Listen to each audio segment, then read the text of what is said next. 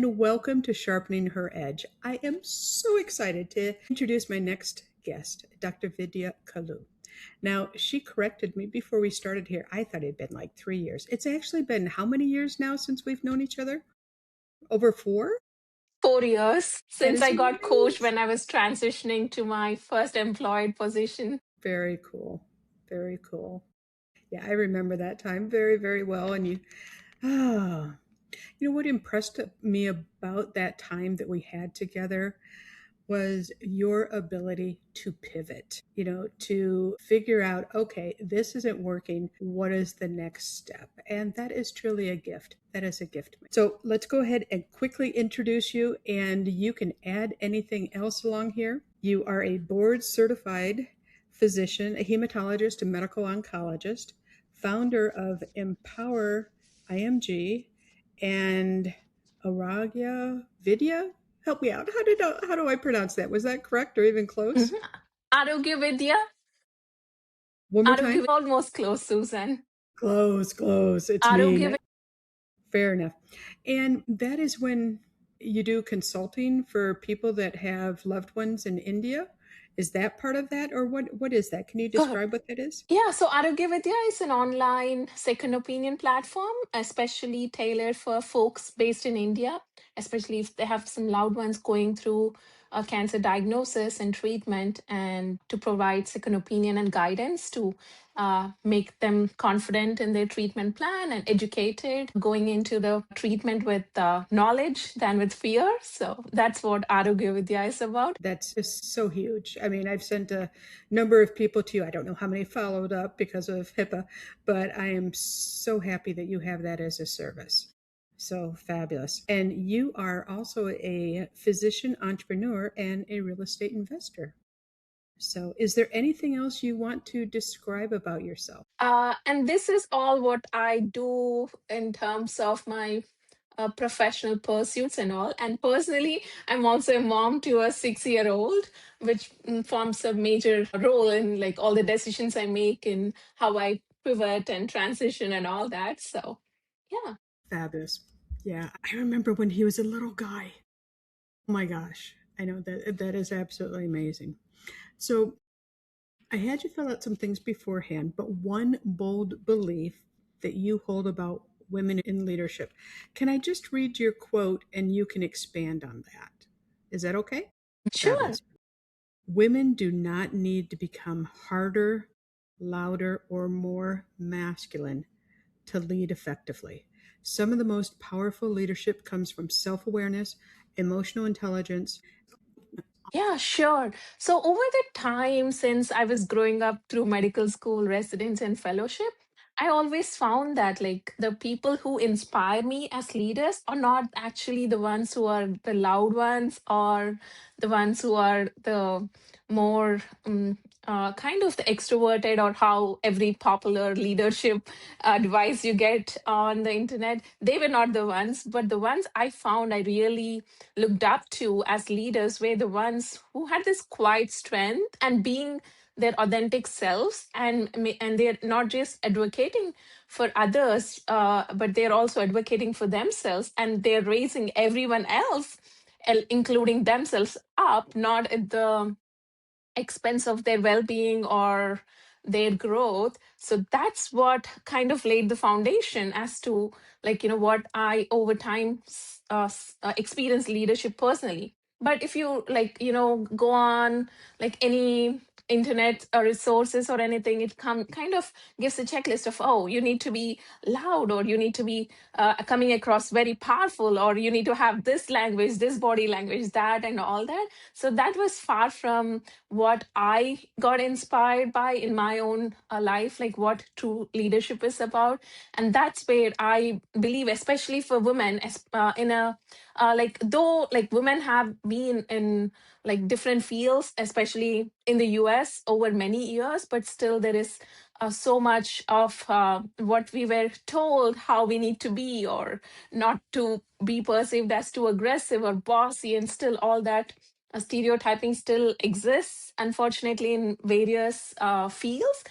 but like not trying to fit in somebody else's mold in how leadership is, because they were mostly like male dominated, and the aggressiveness of the energy what they bring in is not actually a strength as a leader, especially for women leaders.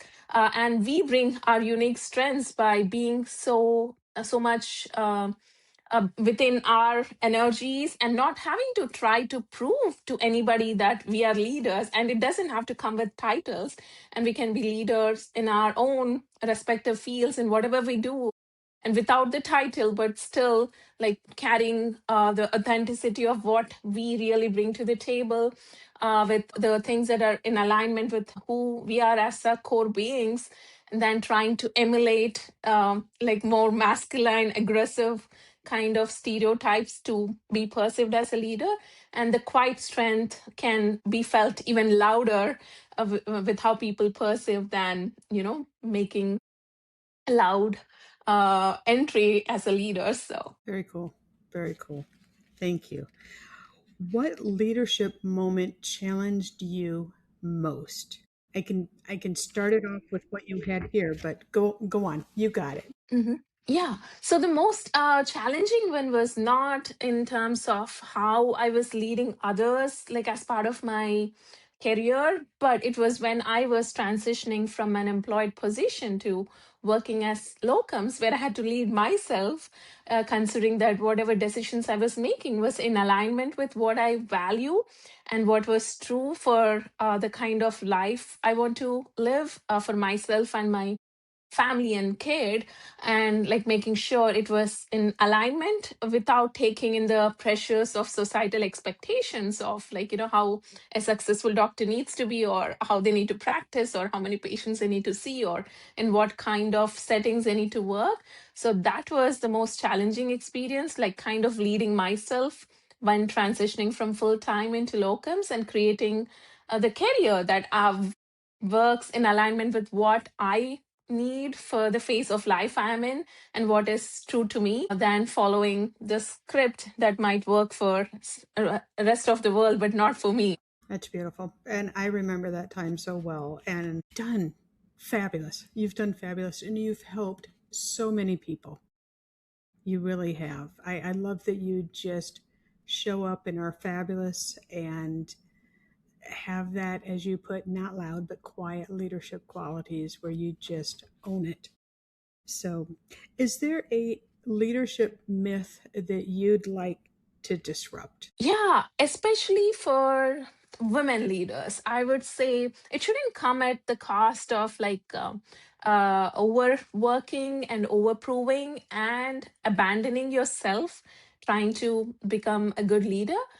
But and that's something I would like strongly voice that needs to we need to keep changing that narrative, and like knowing that like we can be better leaders when, again, I kind of repeat myself here, with the alignment and like being authentic to your true self, and serving others from like who you are, to your true self, than trying to overwork or overproof, because most of us in our own way can be leaders in various unique gifts and talents that we bring to this world, and identifying that to be able to serve others, that is more beautiful and more powerful in terms of the impact that we can have, than trying to beat ourselves in the process. So Absolutely. In my podcast, in other episodes, I talk about alignment. If you're not in alignment, man, things get so much harder, so much harder. So recognizing that. So awesome. So a couple things. Do you have a favorite quote by a woman and why? in I cannot quote it specifically, but there are few quotes that are told by like maybe Oprah Winfrey, and some of the other leaders of her time. And again, I'm like blanking on the names right now, but the thing it kind of the gist comes down to is seek for answers that you're looking for, not from the validation of like what is outside and all, but just for seeking within. And that's when you get to be that powerful human being or woman quote that you get to be. So again, that's the gist of it, but I can't quote the exact quote. That's But yeah. perfect. Paraphrasing's fine. Awesome. Awesome. Now, who inspired you? So it across different phases of my life, there were different people that have inspired me, and fortunately, it's a pattern that I've noticed. It's usually women that inspire me a lot, even like from day to day life, right? Like when I was growing up, I saw how my mom was managing the household, not just our family, but the extended family, and like selflessly giving and all that, and how like her mother kind of had her own challenges, and they still make sure the family was kind of together through all what it is.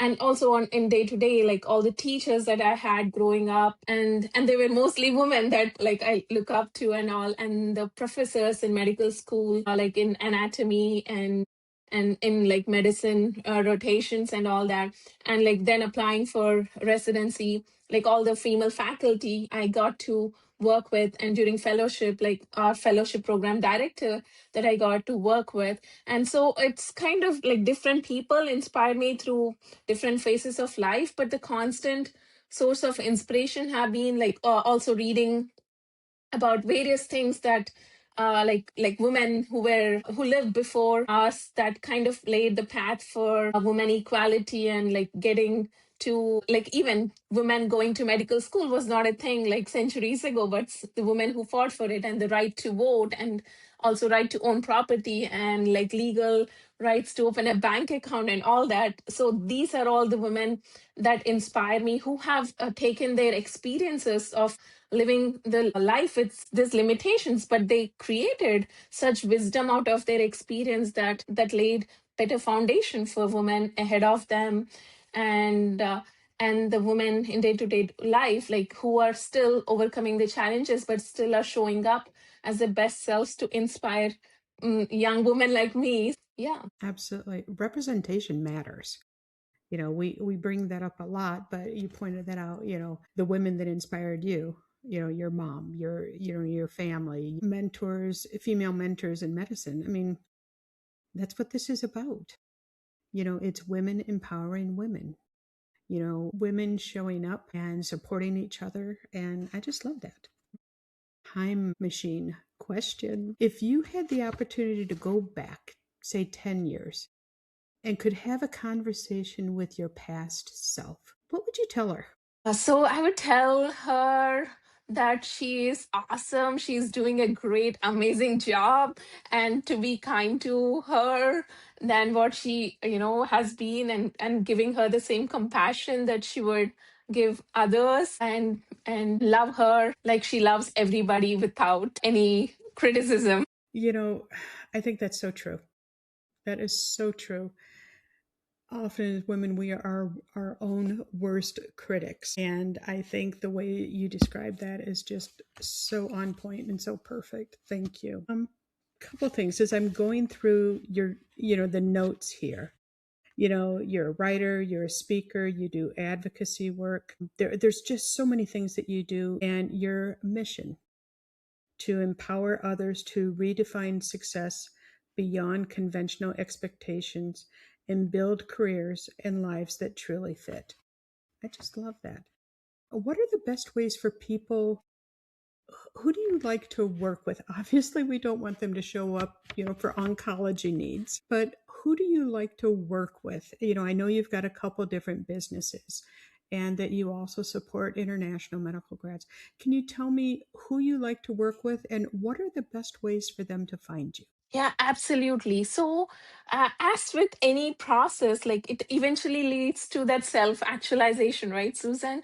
And so I have realized, like over the time, the work I have been doing with, say, Empire IMG, I help guide international medical graduates, especially South Asian international medical graduates who are not based in US and they require a visa. So these are all my younger version of myself.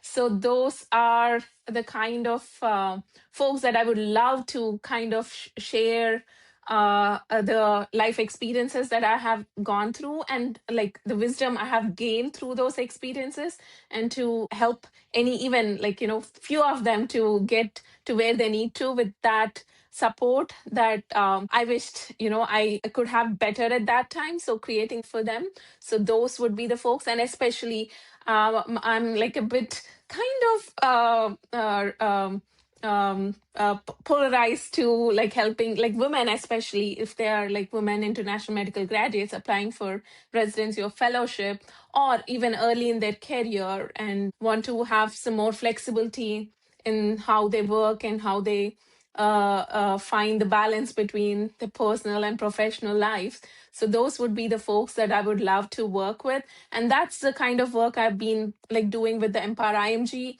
and the communities that I run on LinkedIn. And Mm-hmm.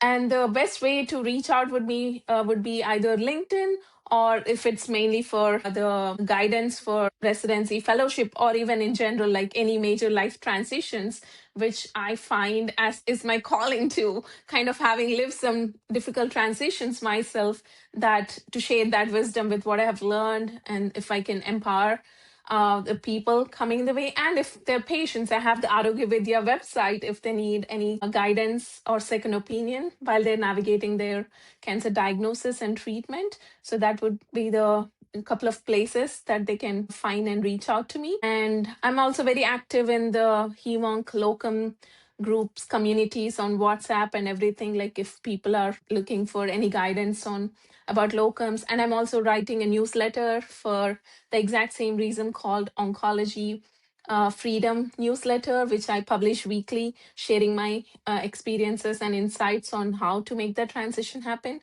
So, yeah, so these are all the places where I can Fabulous. kind of get in touch with the folks that are interested. Sounds good. And for those of you listening, I will be sharing those in the comments. So when you listen to this podcast on Spotify, Apple, or YouTube, you will find Dr. Vidya contact information in the comments.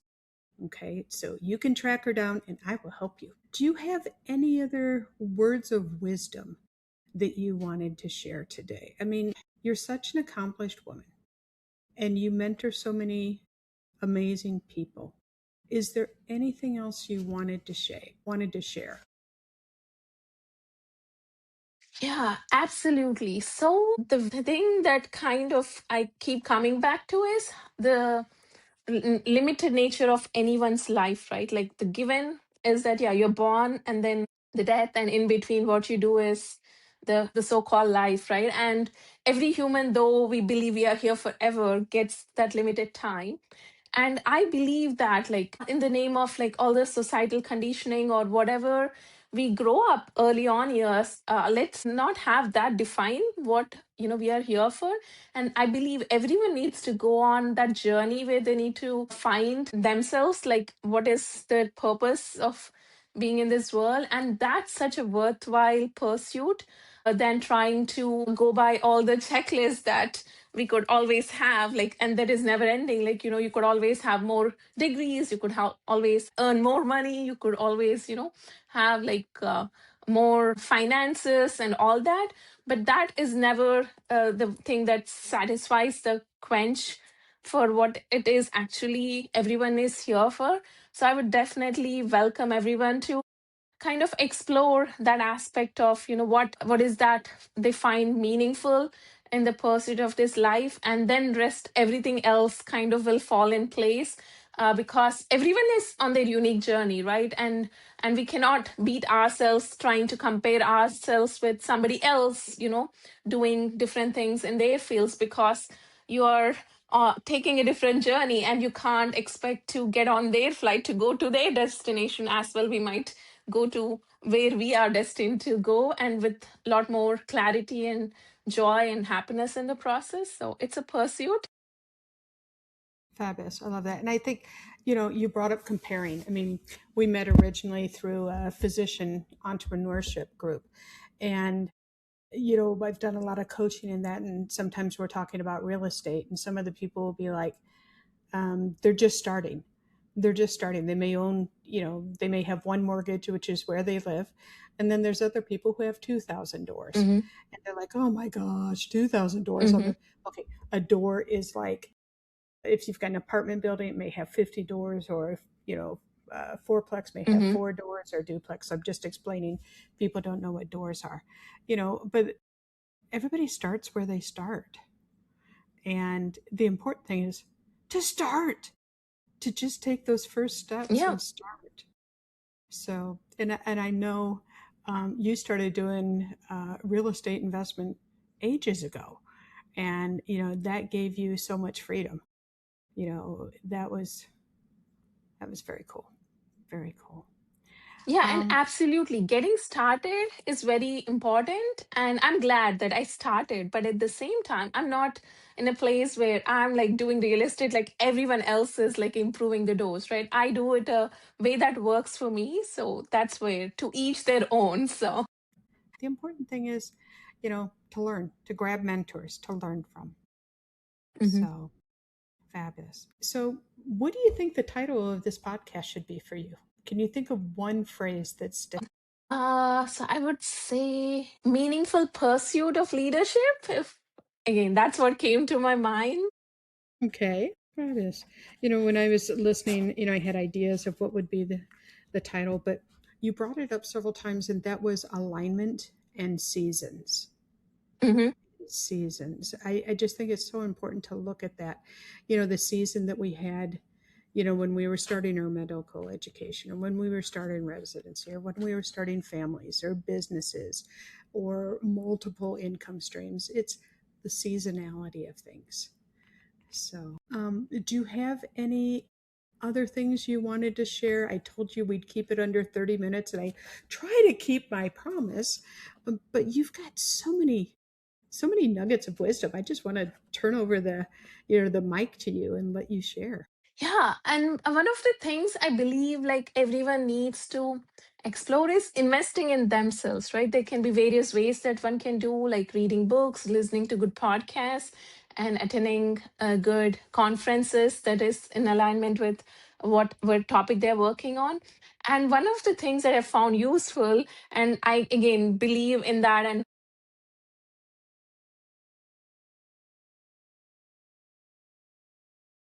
times we have like our what do you call the blind spots that we will never be able to see, and getting help with getting coached in the aspects that you're looking to. And coaching has played a major role, not just when I was transitioning my role from like fellowship as to my first job, but also through the difficult life transitions I had to go through.